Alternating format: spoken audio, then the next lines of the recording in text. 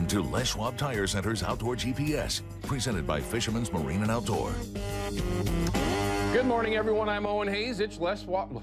Geez, blew it already. Les Schwab Tire Center's Outdoor GPS, presented to you by Fisherman's Marine and Outdoor. Listen, it's live. You've watched me forever. Sometimes I do that. Today, we've got a great show lined up for you, but before we get to our special guest well, we're going to run you down on our normal info that we're going to have for you. We're going to have our upcoming field report segment and things. They pretty much stayed on track pretty much with what we were talking about with Big Dave and Nick Popoff. Rivers blew out, right? It is what it is, and that's a good thing.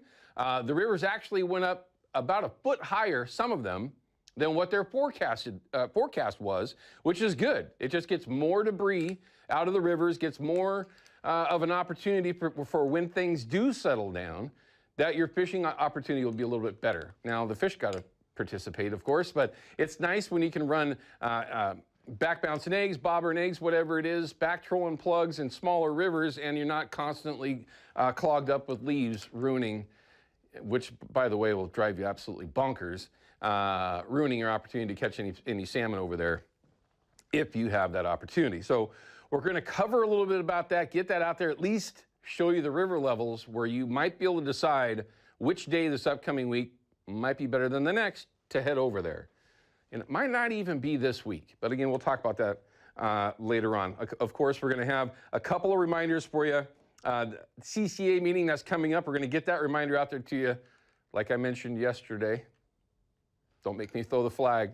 Also, the newest version of the ProCure giveaway, we're going to have that for you. Also, we're going to check in with Jeff Forgeron for our upcoming weather this week. We haven't had Jeff with our weather in quite a while, so we're looking forward to hearing from him, seeing what he's been up to and what we can expect with this weather. I know for myself, I am solely focused on chasing ducks. There's absolutely, and there's so many options, right?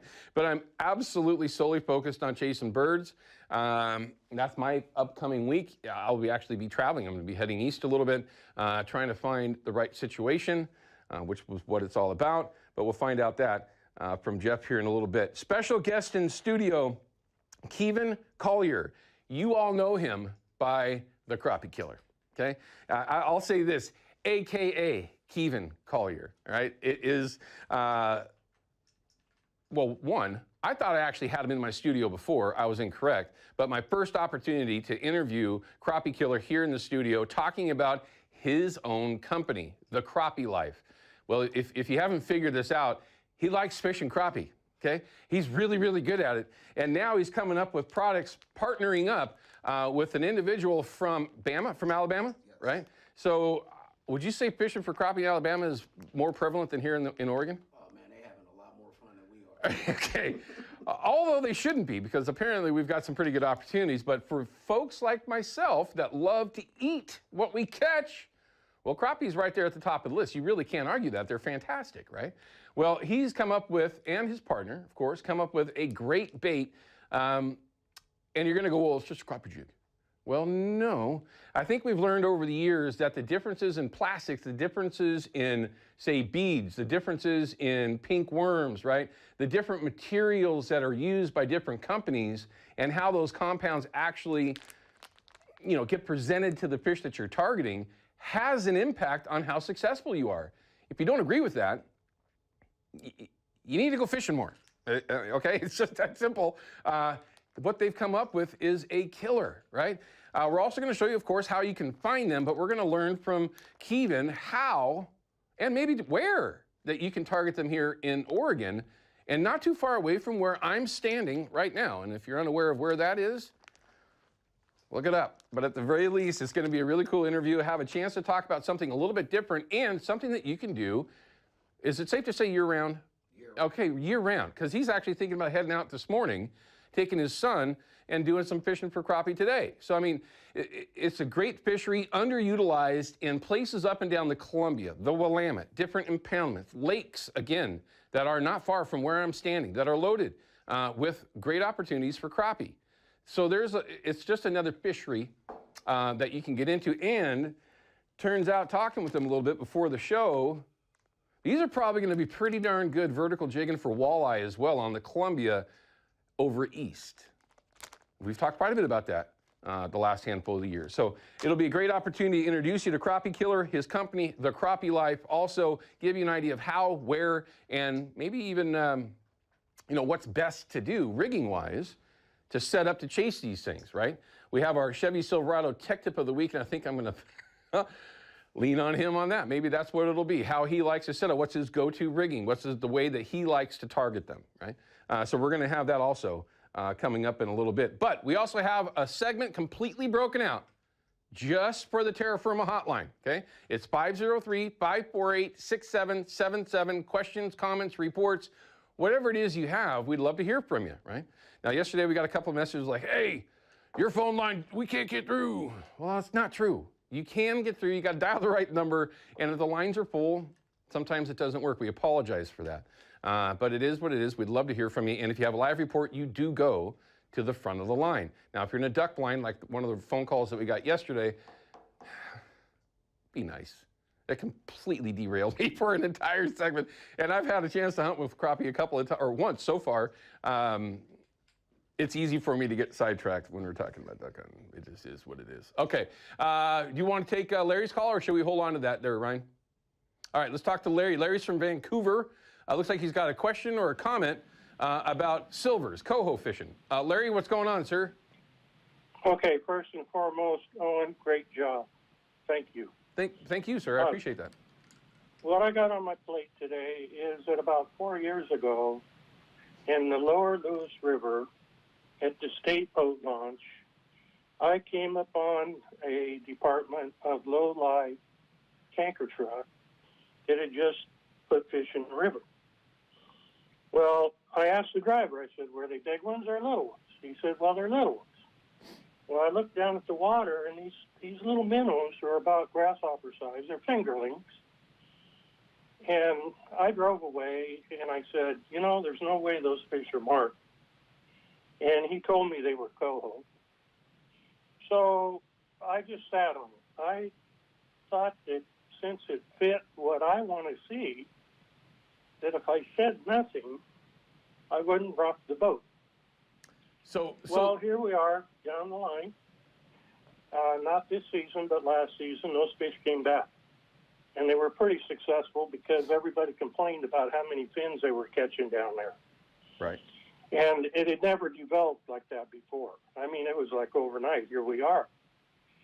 So my complaint is that here we are with wild fish and all the procrastinating that goes on about it.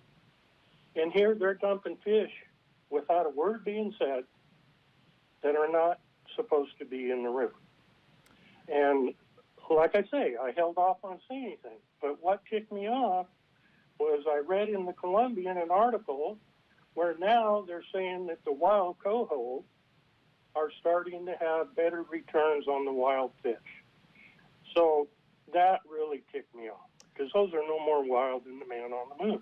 Well, okay, so I'll leave it at that. I've actually, well, I shouldn't say heard this before, but I've talked with a couple other biologists over the years and others like yourself that have noticed, of course, that the wild stocks of silvers are returning at a much higher rate than what they have, say in the last 15, 20 years, right?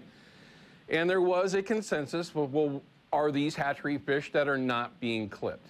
That was absolutely something that somebody was, at least a couple, were concerned about.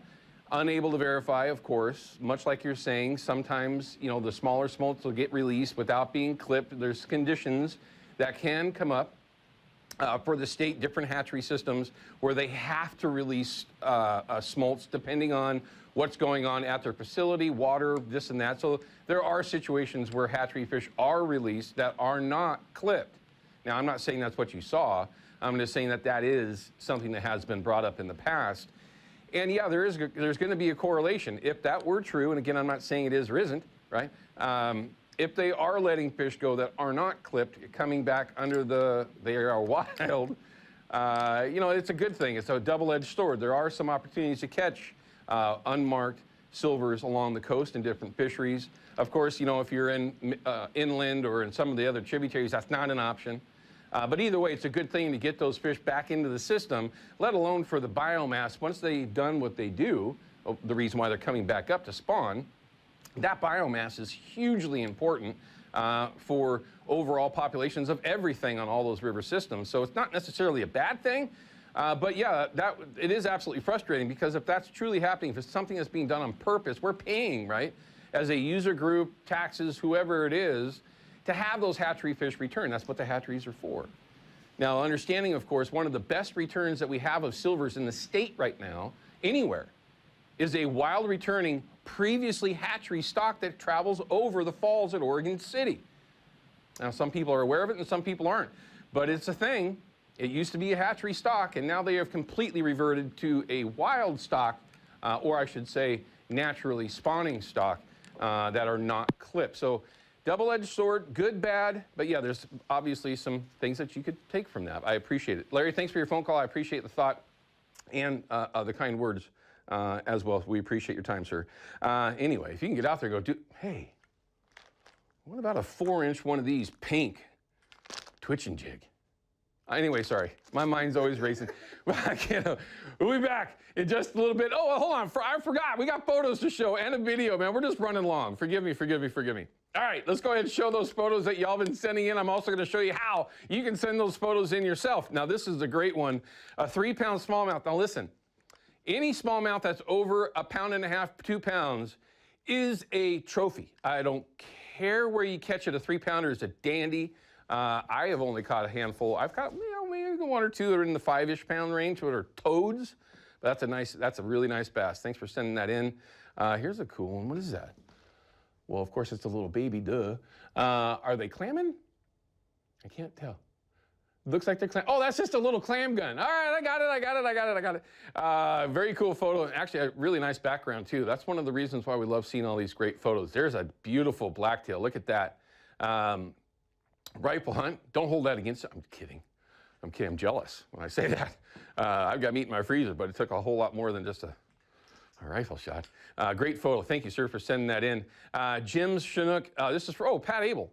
One of the best guides along the coast, unquestionably. If you have a chance to get out there fishing, I'd love to go fishing with Pat, for crying out loud. But that is probably a Tillamook fish where he spends a lot of his time. But great photo. Marion in St. Paul. Oh, mallard. Pintail. God, that looks like a really cool spot. Doesn't that look like a cool spot? Nice place to hide. Sam, thanks for sending that in. Great photo. Here's a successful, anytime you can use a sled to get yourself a blacktail, yeah, that's fun, okay? That's a great one, too. Great photo, man.